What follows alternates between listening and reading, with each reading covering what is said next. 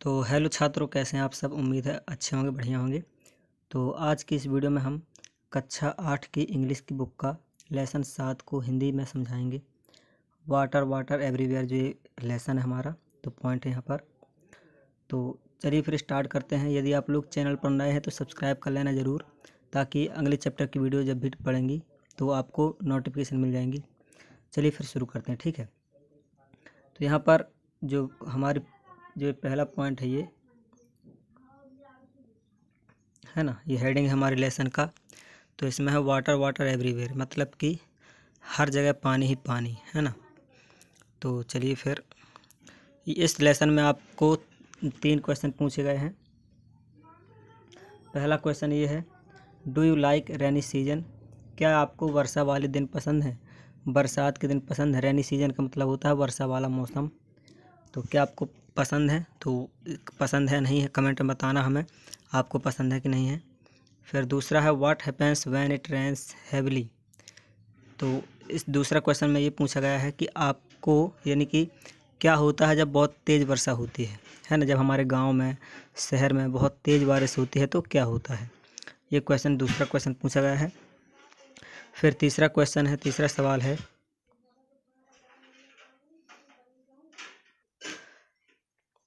तीसरा क्वेश्चन है what will you do in case there is a flood, यानी कि फ्लड। तो आप क्या करेंगे अगर बाढ़ आ जाए, क्या आ जाए, बहुत तेज़ बारिश की वजह से अगर से बाढ़ आ जाए तो आप क्या करेंगे। ये आपसे 3 सवाल पूछे गए हैं। तो आपको इनके आंसर पता चलेंगे जब आप पूरे लेसन को अच्छे से पढ़ेंगे, देखेंगे। तो चलिए फिर हम चलते हैं आगे। तो यहाँ पर पहली लाइन है हमारी, on a very heavy rainy day, जब बहुत अधिक वर्षा होती है किसी दिन, तो उस दिन यानी कि अधिक वर्षा वाले दिन को the head master of a village, यहाँ पर हेड मास्टर लिखा हुआ है, head master of a village school discusses the cause and effects of floods with his students. ठीक है। तो यहाँ पर मैं आपको एक एक वर्ड पढ़ के बता रहा हूँ ताकि आपसे भी बने, आप लोग भी सीख पाएँ। तो यहाँ पर है, हिंदी अर्थ बता देता हूँ इसका मैं। तो जब एक दिन स्कूल खुली हुई थी, उस दिन बहुत तेज़ बारिश हुई थी, है ना, बहुत तेज़ बारिश हो रही थी। उसी दिन स्कूल के हेड मास्टर थे, क्या थे, हेड मास्टर थे, जो कि बच्चों को उसी दिन, वर्षा वाले दिन, जिस दिन बहुत तेज़ बारिश हो रही थी, तो बच्चे क्लास में बैठे हुए थे। तो वहाँ पर जो हेड मास्टर थे उनसे बच्चों से बात करते हैं, क्या करते हैं, बात करते हैं किसके बारे में, फ्लड्स के बारे में, यानी कि बाढ़ के बारे में, कि किस वजह से बाढ़ आती है, क्या होता है। तो बच्चों को बता रहे थे बाढ़ के बारे में, बाढ़ के नुकसान के बारे में, प्रभाव के बारे में। तो he begins to talk to the students, मतलब कि उन्होंने बच्चों से बात करना शुरू किया, उनको बताना शुरू किया। ठीक है। तो ये है, ये तस्वीर देख सकते हैं। फिर यहाँ पर है HM का मतलब है हेड मास्टर। ठीक है। तो it's raining cats and dogs, it's raining cats and dogs. तो हेड मास्टर कह रहे हैं कि बहुत तेज़ वर्षा हो रही, cats and dogs. Cats and dogs का मतलब है यहाँ पर जब ये दोनों साथ में हैं, कैट्स एंड डॉग्स, तो इनका मतलब ये नहीं कि कैट्स का मतलब बिल्ली और डॉग्स का मतलब कुत्ते, ऐसा नहीं है। जब ये दोनों साथ में हो तो एक फ्रिज कहलाता है, इसका मतलब होता है मूसलाधार बारिश होना, है ना। तो हेड मास्टर कहते हैं आज बहुत तेज़ वर्षा हो रही है। तो फिर एक विनय है, लड़का जिसका नाम है विनय। तो sir do you mean cats and dogs are falling from the sky. तो ये विनय क्या कहता है हेड मास्टर से कि सर आपका मतलब है कि कैट्स एंड डॉग्स बादल से कुत्ते और बिल्लियाँ गिर रहे हैं, है ना। फ्रॉम द स्काई का मतलब होता है फॉलिंग में, मतलब गिरना, और फ्रॉम द स्काई ठीक है। तो क्योंकि वो समझ नहीं पाया था कि कैट्स एंड डॉग्स का मतलब क्या होता है, तो हेड मास्टर फिर से कहते हैं no no no, I mean it's raining heavily, मेरा मतलब है कि बहुत तेज़ बारिश हो रही है। The idiom cats and dogs is use to indicate heavy rainfall. तो कैट्स एंड डॉग्स एक ये फ्रेज आइडियम है, क्या है, एक मुहावरा है जिसका प्रयोग बहुत तेज़ वर्षा होने के लिए किया जाता है। जब भी तेज़ बारिश होती है तो कैट्स एंड डॉग्स का प्रयोग करते हैं। ठीक है। तो हम हैवीली का भी प्रयोग कर सकते हैं और कैट्स एंड डॉग्स का भी प्रयोग कर सकते हैं। फिर अर्जुन है, अर्जुन कहता है ओ इट्स इंटरेस्टिंग, यह तो बहुत अच्छी बात है। तो मतलब कि मज़े वाली बात है कि हम हैवीली की जगह में कैट्स एंड डॉग का प्रयोग कर सकते हैं। तो इस तरह से हमारे जो वाक्य होते हैं, जो सेंटेंस होते हैं, उनमें सुंदरता आ जाती है। फिर हेड मास्टर कहते हैं do you know what what a disaster means? क्या आपको पता है? Do you know? नो का मतलब होता है जानना। हेडमास्टर पूछते हैं क्या आप लोगों को पता है कि डिजास्टर का मतलब क्या होता है? तो असू कहता है no sir I don't, what does it mean? असू कहता है नहीं सर, हमको नहीं पता कि इसका मतलब क्या होता है डिजास्टर का।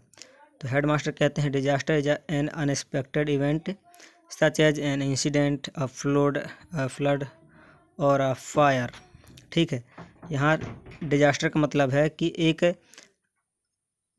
अपेक्षित घटना, यानी कि जिसकी कोई उपेक्षा नहीं की करते हैं, मतलब कि गैर उम्मीद, जिसका उम्मीद नहीं रहती, ऐसी घटना जिसकी कोई कल्पना नहीं करता, कोई भी सोचता नहीं है, ऐसी घटना है ना। डिजास्टर का मतलब होता तबाही, एक ऐसी घटना जिसके बारे में कोई उम्मीद नहीं करता, जिसको सोचता भी नहीं ऐसी घटना के बारे में।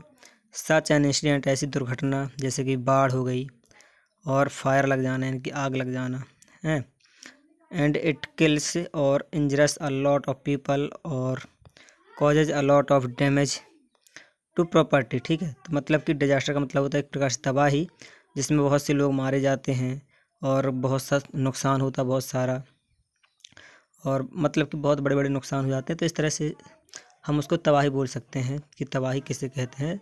तबाही में सभी को दिक्कत आ जाती है, जहाँ भी तबाही आ जाती है वहाँ पर लोग मारे जाते हैं, जानवर मारे जाते हैं, बड़े बड़े घर टूट जाते हैं, फिसक जाते हैं। इस तरह से डिजास्टर का मतलब होता है तबाही, है ना। फिर यहाँ पर है संदीप कहता है, फिर Sandeep sir what causes floods, यानी कि जो बारिश है, यानी कि जो फ्लड्स है, फ्लड्स आते कैसे हैं? फ्लड्स यानी कि बाढ़ कैसे आती है? व्हाट कॉजेज फ्लड्स, बाढ़ आने का कारण क्या है? तो हेडमास्टर कहते हैं floods are caused by heavy rains, जो फ्लड्स होते हैं, जो बाढ़ होती है, वो कैसे आती है? बहुत तेज़ वर्षा होने की वजह से आती है। ठीक है ना। बर्स्टिंग ऑफ डैम्स, और अगर कहीं पर बांध बना हुआ है, डैम बना हुआ, बहुत बड़ा पानी का बांध, वो फूट जाए तो भी बाढ़ आ सकती है। और क्लाउड बस्ट, यदि कि मूसलाधार बारिश हो उससे भी बाढ़ आ जाती है। मतलब कि बाढ़ आने के 2-3 कारण हैं, तेज़ बारिश होना, है ना, बहुत ज़ोर ज़ोर से वर्षा होना, और डैम वैम का टूट जाना। फिर एक लड़का है अबू, सब क्लास के बच्चे हैं ये, अब्बू है ये। तो अबू कहता है does it mean they are caused by natural force only? तो वो कहता है, अबू कहता है कि इसका मतलब ये है कि जो बाढ़ होती है, तो बाढ़ केवल प्राकृतिक घटनाओं से ही होती है ना। तो हेडमास्टर कहते हैं no though floods are mostly caused by natural force. Headmaster कहते हैं नहीं, though floods are mostly caused by natural force. यद्यपि बाढ़ जो होती है हमेशा प्राकृतिक घटनाओं से होती है, ज़्यादातर चांस रहते हैं कि तेज़ बारिश हो, डैम में फूट जाए। We also play a role in causing them, लेकिन हमारा भी we also play a role in causing them, लेकिन हमारा भी कहीं ना कहीं हाथ होता है बाढ़ों को आने में। यानी कि बाढ़ आती है तो हमारा भी कहीं ना कहीं हाथ होता है, हम लोगों की भी कहीं ना कहीं कमियां होती हैं, कुछ कारण होते हैं। ठीक है, तो फिर एक लड़का महेंद्र है, महेंद्र कहता है हाउ सर, कैसे सर, हम लोग कैसे, मतलब हमारी वजह से कैसे बाढ़ आती है? तो हेडमास्टर कहते हैं बाय डिफॉरेस्टेशन, मतलब कि जंगल को काटने की वजह से। किसकी वजह से? बाय डिफॉरेस्टेशन का मतलब होता है जंगल कटाव, है ना। तो हम लोग जंगल काटते हैं, फॉल्टी डैम कंस्ट्रक्शन, है ना, और इस तरह से टूट टूट मतलब कि फॉल्टी का मतलब होता है टूटने वाला, खराब, है ना। खराब बांध यदि हम बना दें, जो कि बड़े बड़े ठेकेदार होते हैं, तो खराब बांध बना देते हैं, तो वो अगर चलना चाहिए उसको 100 साल, तो 30-40 साल में टूट जाता है। इस तरह से बांध बना देते हैं नुकसान वाले। And breaches in embankments, and breach in embankments, ठीक है, यानी कि जो ब्रीच होता है, किनारा होता है, इस तरह से वहाँ पर एम्बार्कमेंट, यानी कि बांध करके जहाँ से पानी का रास्ता है वहाँ पर हम ज़बरदस्ती बांध बना देते हैं, है ना। और जहाँ पर बांध बनाने की ज़रूरत भी नहीं वहाँ पर, मतलब कि इस तरह से कुछ घटनाएं ऐसी भी होती हैं जो कि हम लोग करते हैं, मानव करता है, मानव की भी कुछ गलतियाँ होती हैं। की है ऋचा कहती है, ऋचा क्या कहती है? ब्रीच इन एम्बैंकमेंट्स, इसका क्या मतलब है सर, है ना, ब्रीच इन एम्बैंकमेंट्स? तो हेडमास्टर कहते हैं yes nowadays pressure of transport routes like railway near river banks causes breach in the embankments, it is also a cause of river. यानी कि जो हेडमास्टर है वो कहते हैं कि आजकल क्या होता है, प्रेशर ऑफ ट्रांसपोर्ट रूट्स जो ट्रांसपोर्ट रूट होते हैं, यानी कि जो बड़े बड़े रास्ते रहते हैं वहाँ पर बहुत ज़्यादा प्रेशर रहता है, लाइक रेलवे, है ना। रेलवे, अब देखिए रेल जो होती है, ट्रेनें होती है, बहुत वज़न वाली चीज़ें होती हैं, तो इनका प्रेशर रहता है सड़कों में, नियर रिवर बैंक्स। और ये सड़कें कभी कभार ऐसा होता है कि जो ये रेल के रास्ते होते हैं, यानी कि ट्रेन के जो रास्ते होते हैं, कभी कभी वहाँ से बने रहते हैं बांधों से, है ना। जहाँ बड़े बड़े बांध रहते हैं उनके ऊपर से जो मेन रहती है उनके ऊपर से रास्ता जाता है इनका, तो यहाँ से इस तरह से बनाए जाते हैं। जैसे तालाब के ऊपर से कभी रास्ता बना दिया, तो वहाँ पर बहुत ज़्यादा प्रेशर होने की वजह से क्या होती है, मेड़ें टूट जाती हैं। जो बांध होते हैं, एम्बैंकमेंट का मतलब होता है बांध, वो टूट जाते हैं। ब्रिज का मतलब होता है भंग हो जाना, टूट जाना, है ना, तो टूट जाते हैं।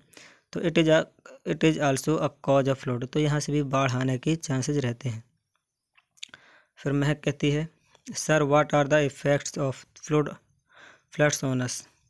What are the effects of floods on us, यानी कि जो बाढ़ होते हैं, जो बाढ़ आती हैं, इनका हमारे ऊपर क्या प्रभाव पड़ता है, महक पूछती है। तो यहाँ पर हेडमास्टर कहते हैं, there are several ill effects, बहुत ही बुरे प्रभाव हैं, बहुत से बुरे प्रभाव हैं, बहुत बुरे इफ़ेक्ट हैं। सच एज डिस्ट्रक्शन, जैसे कि सच एज का मतलब होता है डिस्ट्रक्शन, डिस्ट्रक्शन यानी कि नुकसान हो जाना ऑफ लाइफ, ज़िंदगियाँ बर्बाद हो जाती हैं, ज़िंदगियाँ, है ना। एंड प्रॉपर्टी, और जो धन संपत्ति होती है, लोगों के घर होते हैं, वो टूट जाते हैं बाढ़ आने की वजह से। Epidemics can also occur after floods, बाढ़ आने के बाद महामारियां भी आती हैं। जहाँ किसी शहर में, किसी राज्य में ज़्यादा बाढ़ आ गई हो, तो वहाँ पर बाढ़ के बाद जब बाढ़ निकल जाती है तो नुकसान होता है, बहुत सारे लोग मारे जाते हैं और घर टूट जाते हैं, बहुत सारा नुकसान होता है, बहुत सारे जानवर मारे जाते हैं बाढ़ आने के बाद। फिर जब ये धीरे धीरे ठीक होता है तो सब ये मिल करके जो गंदगी हो गई और जो ये नुकसान हो गया, इसकी वजह से फिर क्या होता है कि महामारियां भी आने के चांस रहते हैं बाढ़ के बाद, है ना। तो फिर कपिल कहता है, sir what are epidemics. Sir what are epidemics, epidemic मतलब क्या होता है, तो सर से पूछता है कौन, कपिल। तो हेडमास्टर जी कहते हैं, epidemic are infectious diseases which spread out over a large population by means of contaminated water, food and air। तो एपिडेमिक एक प्रकार की महामारी होती है जो कि एक इन्फेक्शन से, यानी कि इन्फेक्शस से बीमारी फैलती है,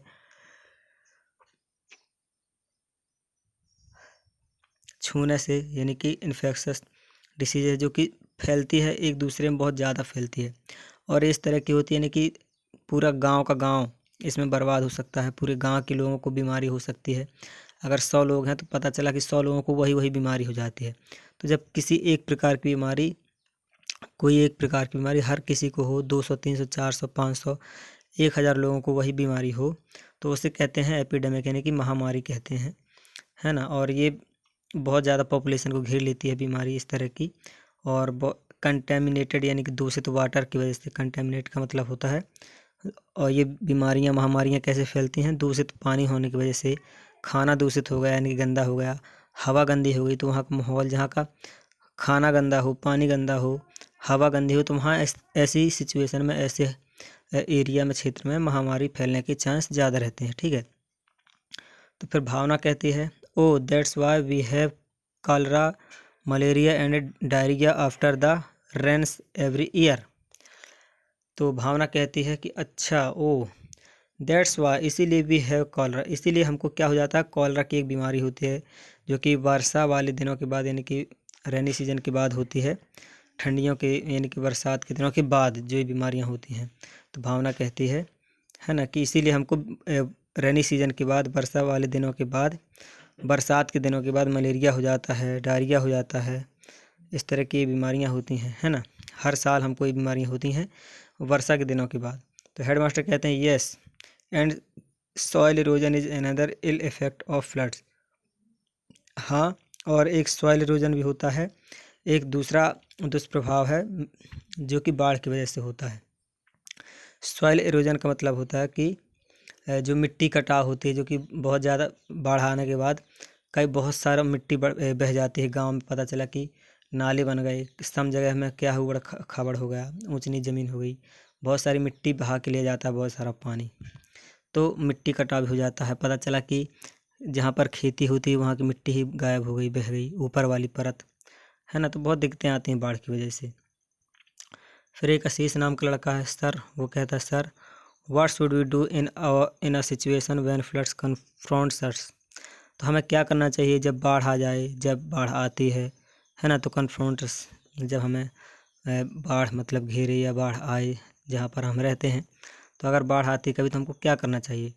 तो हेड मास्टर कहते हैं ऑलवेज रिमेंबर, हमेशा याद रखो, to keep an eye on the water level of the river, हमेशा पानी के वाटर लेवल पर नज़र रखना चाहिए। जैसे कि वर्षा बहुत तेज़ हो रही है तो हमको नदी में जो पानी बहता है, तो जब तेज़ वर्षा होती है तो नदी का पानी सामान्य से बढ़ता जाता है। तो हमको नज़र रखना चाहिए नदी के पानी में, मतलब कि देखते रहना चाहिए और इस तरह से किसी भी प्रकार से उस पर नज़र रखना चाहिए। और the stream specially when it is raining heavily, जब बहुत ज़्यादा तेज़ वर्षा होती तब हमको स्पेशली इस पर नज़र रखना चाहिए, ठीक है। तो विजेंद्र एक लड़का है, वो क्या कहता है कि can we go near the river to see the water level. तो जब तेज़ वर्षा होती है तो क्या हमको नदी के किनारे जाना चाहिए, पास में जाना चाहिए पानी लेवल देखने के लिए, जो नदी का पानी बहता है, पानी का लेवल देखने के लिए, पानी का स्तर देखने के लिए क्या हमें नदी के पास जाना चाहिए। तो हेड मास्टर कहते हैं नो नेवर डू इट, नहीं ऐसा कभी नहीं करना। It is risky for children, बच्चों के लिए घातक हो सकता है। द वॉचमैन और the person and duty on duty should do that. तो हम जो वॉचमैन होता है या फिर कोई ऐसा व्यक्ति होता है गांव का जो मुखिया होता है, उसको ये उसका काम है, वो देखता है। On duty should do that, जिनकी ड्यूटी रहती है उनको ये काम करना चाहिए, उनको जाके देखना चाहिए, बच्चों के लिए ख़तरनाक हो सकता है, ठीक है। फिर निशा कहती है, यहाँ पर निशा है हमारी, निशा क्या कहती है कि sir last year some children of the nearby village went near the stream and one of them got drowned children. तो कहती है निशा कि सर पिछले साल कुछ बच्चे village the nearby village went, गांव के बगल में गए थे, गांव के पड़ोस में ही, नियर द स्ट्रीम एंड, यानी कि जो एक स्ट्रीम है, स्ट्रीम के किनारे गए थे। One of them got drowned, और उनमें से एक बच्चा डूब गया था, ठीक है ना। स्ट्रीम का होती है, छोटी नदी होती है स्ट्रीम एक, है ना। तो हेड मास्टर कहते हैं यस इट वाज हॉरिबल, यह बहुत ही डरावना था और बहुत ही घातक था। So always keep a safe distance from a, तो कहते हैं हेड मास्टर कहते हैं कि यह तो बहुत ख़राब बात है, और हमेशा एक दूरी, यानी कि जो सेफ डिस्टेंस का मतलब होता है दूरी, यानी कि सुरक्षित दूरी पर हमें क्या करना चाहिए, रहना चाहिए ऐसी जगहों से जहाँ पर डूबने का डर हो, ठीक है। तो यहाँ पर फ्लडेड रिवर और स्ट्रीम ये है, अगर कहीं पर हमें लगता है कि जो रिवर है, रिवर में ज़्यादा पानी हो रहा है, या फिर फ्लडेड रिवर और स्ट्रीम, तो नदियाँ छोटी, तो उनमें अगर पानी ज़्यादा हो तो ऐसी नदियों से दूर थोड़ी सुरक्षित स्थान पर रहना चाहिए, सुरक्षित दूरी पर रहना चाहिए, ठीक है। फिर एक लड़का पप्पू है, वो क्या कहता है sir what should we do when the watchman informs us that the situation is getting worse और अलार्मिंग। तो हमें उस समय क्या करना चाहिए, पप्पू कहता है sir what should we do, हमें उस समय क्या करना चाहिए। द वॉचमैन इन्फॉर्म्स, जब वॉचमैन जो रक्षक होता है, देख रेख वाला जो वॉचमैन होता है, वो हमें अगर बताता है कि जो सिचुएशन है ख़राब होती जा रही है, जो स्थिति है ख़राब होती जा रही है, चेतावनी वाली होती जा रही है, और जो पानी है वो बढ़ता जा रहा है, बाढ़ आने की संभावना है, तो उस सिचुएशन में, उस कंडीशन में हमको क्या करना चाहिए, ठीक है। तो हेड मास्टर कहते हैं now you have to make some necessary arrangements to cope with the situation.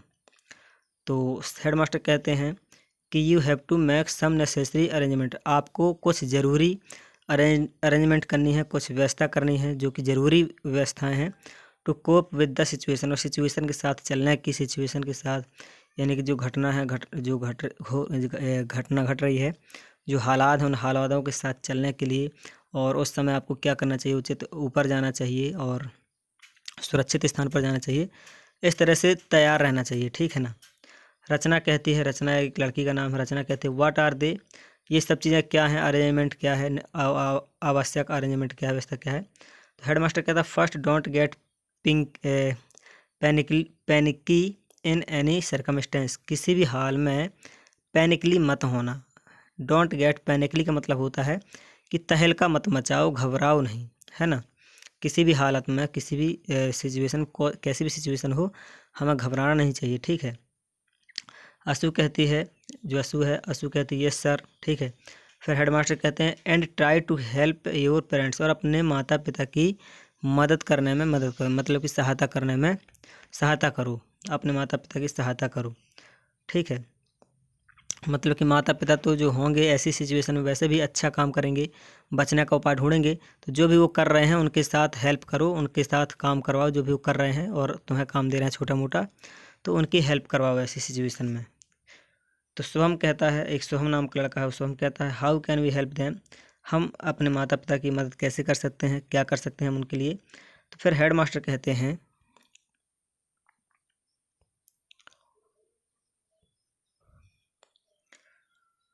यहाँ पर हाउ, तो हेड मास्टर कहते हैं if your house is in danger, यदि तुम्हारा घर खतरे में है, move out immediately to a safe distance, तो तुरंत, मूव आउट का मतलब होता है तुरंत चले जाओ, इमीडिएटली का मतलब होता है तुरंत, टू अ सेफ डिस्टेंस दूरी पर, यानी कि एक सुरक्षित स्थान पर, सुरक्षित दूरी पर चले जाओ यदि तुम्हें लगता है कि तुम्हारा घर में ऐसी दिक्कत है, और अपने माता पिता की हेल्प करो और दूर स्थान पर कहीं चले जाओ। फिर नगीना कहती है, नगीना एक लड़की का नाम है, नगीना या फिर नागिना कह सकते हैं इसको, should we climb a tree, तो कहती है क्या हमको एक पेड़ पर चढ़ जाना चाहिए। तो हेड मास्टर कहते हैं no don't climb a tree, पेड़ पर मत चढ़ो, क्लाइंब का मतलब होता है चढ़ना, a tree, don't climb a tree, पेड़ पर मत चढ़ो, इट कैन बी डेंजरस, यह और ख़तरनाक हो सकता है, ठीक है। देखो यहाँ पर इस तरह से अगर बाढ़ आ जाए तो सामान ऊपर पानी बहने लगता है, गायें बहने लगती हैं और लोग घरों में चढ़ जाते हैं ना, इस तरह से होता है। तो हेड मास्टर कहते हैं फिर कि move towards a higher place, ऊंचे स्थान पर चले जाओ, कहाँ पर चले जाओ, ऊंचे स्थान पर चले जाओ, it's better to shift to a concrete house like a school building, ठीक है। और यह भी एक बेहतर ऑप्शन है to shift to a concrete house, यानी कि जो मिट्टी के ये वाले घर बने रहते हैं, सीमेंट वाले घर बने रहते हैं, मजबूत बिल्डिंग, जैसे कि स्कूल की बिल्डिंग होती हैं, पक्के मकान होते हैं जो कि बह नहीं सकते पानी में जल्दी, तो ऐसे स्थानों पर चले जाना चाहिए, ठीक है। अ टेम्पल और अ ग्राम पंचायत भवन होते हैं, उन पर चले जाना चाहिए। अब तो हालांकि सभी के घर पक्के हो गए हैं, मजबूत हो गए हैं, लेकिन पहले क्या है कि केवल पक्के भवन जैसे कि सरकारी भवन होते थे वही मजबूत रहते थे, बाकी सभी के घर झोपड़े रहते थे, कच्चे घर रहते थे, कच्चे मकान, तो अगर बाढ़ आती है तो जल्दी टूट जाते थे, तो केवल सेफ बिल्डिंग ही बचती थी, यही वाली जो कि सरकारी बिल्डिंगें हैं। और एक आध जो कि अमीर लोग होते थे उनके घर मजबूत हुआ करते थे, राजा के गढ़ी वगैरह, बाकी तो सबके कमजोरी घर रहते थे, है ना। तो फिर बलवान एक लड़का है, उसका नाम था बलवान, तो वो क्या कहता है कि how can we save our cattle sir, हमें अपने पशुओं को कैसे बचाना चाहिए, ठीक है। तो ये कहते हैं, तो हेड मास्टर कहते हैं कि free all of them and try to take them to a safer place, उन सभी को छोड़ देना चाहिए पहले तो, अगर वो उनको बांधे हुए हो तो सबसे पहले उनको छोड़ दो, और try to take them to a safer place, और उनको भी अपने साथ मतलब कि बुला करके किसी भी प्रकार से जहाँ पर तुम जा रहे हो ऊंचे स्थान पर, उनको भी अपने साथ ले जाओ अगर हो सके तो, नहीं तो फिर उनको छोड़ दो, आज़ाद कर दो, तो वो खुद अपना अपना रास्ता ढूंढ लेंगे, अपने तरीके से अपना बचाव कर लेंगे। फिर अब वो कहता है what else should we do, हमें और क्या करना चाहिए सर। तो हेड मास्टर कहते हैं take some eatables clothes and a torch और candles, match box and other essential items and leave your house for a safer place, कहते हैं अपने साथ और सामान भी ले जा सकते हो, जैसे कि जो खाने वाला सामान है, भोज पदार्थ, और कुछ कपड़े और टार्च वगैरह, कैंडल वगैरह, मैच बॉक्स यानी कि माचिस वगैरह, और अदर जो कि ज़रूरी सामान है, तो ज़रूरी सामानों को अपने साथ ले जा सकते हो, और ऊंचे स्थान पर जहाँ पर जा रहे हो वहाँ पर अपने साथ अच्छे जो कि आवश्यक सामान है उनको ले जा सकते हो, और जो फालतू सामान है उसको नहीं ले जाना, ठीक है। तो फिर यहाँ पर महक कहती है yes sir, what should we do after the floods, जब बाढ़ ख़त्म हो जाए उसके बाद हमें क्या करना चाहिए, ठीक है, महक कहते हैं। तो हेड मास्टर कहता है try to clean and disinfect your house and surroundings are as early as possible, तो जैसे बाढ़ ख़त्म हो जाए तो क्या करना है, अपने घर को साफ़ करना है और डिसइंफेक्ट और संक्रमित रहित अपने घर को बनाना है, साफ़ करना, सुथरा करना है। और अपने घर के अगल बगल का माहौल जितनी जल्दी हो सके अपने घर के चारों तरफ, घर के भीतर बाहर और गेट साइड की द्वार साइड, सामने घर के और आसपास जितनी जल्दी हो सके उतना जल्दी सफाई कर लेनी चाहिए, अच्छे से बना लेना चाहिए, ठीक है ना। Always remember prevention is better than cure. और कहते हैं कि हमेशा ध्यान रखना कि prevention is better than cure, यानी कि जो प्रिवेंशन होता है यानी कि बीमारी से पहले जो उपचार होता है तो वो अच्छा रहता है। Prevention is better than cure, है ना।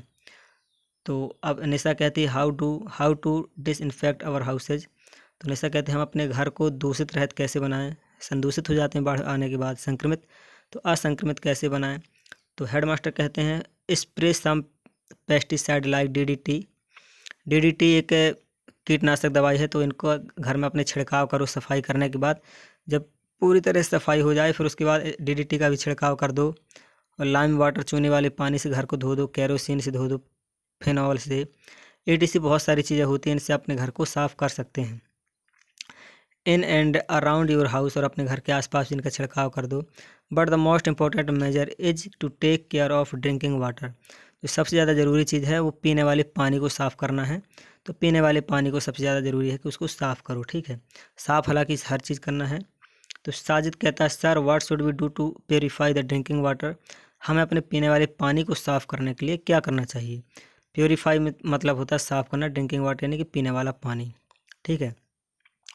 तो हेडमास्टर कहते हैं use chlorine tablets for purifying the drinking water और बॉयल इट, ठीक है। तो कहते हैं कि अपने पानी को यानी कि जैसे कुआं है, नल है, तो इनका पानी साफ़ करने के लिए एक साथ क्या करो कि क्लोरीन टैबलेट आती हैं, तो उनको क्या करो, क्लोरीन टैबलेट को, पानी साफ़ करने वाली क्लोरीन टैबलेट को उपयोग करो। उसके प्रयोग से अपने घर के पानी को साफ़ करो। और जो अभी प्रेजेंट में तुरंत पानी है जो कि पीने वाले हो, तो पानी को कुछ दिनों तक उबाल कर पियो, गर्म करके पानी को पियो, गर्म करके छान के, इस तरह से अपने पानी को प्योर कर सकते हैं। फिर अबू कहता है what else should we do sir, हमें और क्या करना चाहिए। यानी जो अबू है वो कहती है, ये कहता है सर हमें और क्या करना चाहिए। तो हेडमास्टर कहते हैं take the member of your family to a hospital. और अपने घर के जो बाकी मेंबर होते हैं, सदस्य होते हैं, उनको क्या करो, अस्पताल ले जाओ, है ना। Take the members of your family to hospital and the cattle to veterinary hospital. Veterinary hospital होता है to get proper medical treatment and vaccination against disease. तो कहते हैं कि यहाँ पर अगर आपके घर परिवार में कोई वो हो गया है, मतलब कि चोटिल हो गया है, अपने घर के पशु हैं वो चोटिल हो गए हैं, तो उन सभी को अस्पताल ले जाओ। तो जो मानव है घर के फैमिली मेम्बर, उनको इंसान वाले, व्यक्ति वाले जो मानव का हॉस्पिटल होता है वहाँ पर, और जानवरों का हॉस्पिटल अलग से होता है, उनको वहाँ पर ले जाओ और उनकी प्रॉपर दवाई करवाओ, ठीक है। तो ऑल स्टूडेंट्स कहते हैं thank you sir today you have given us a very valuable information.